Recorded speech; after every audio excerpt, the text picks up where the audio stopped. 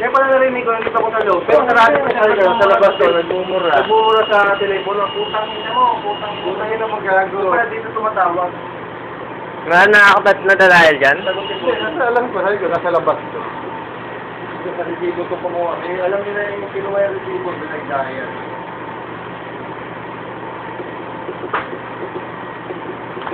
Nakaipan ka pa. Wala ka na ba ako? Ay, na ako pa na nga pala. Hindi ka na rin.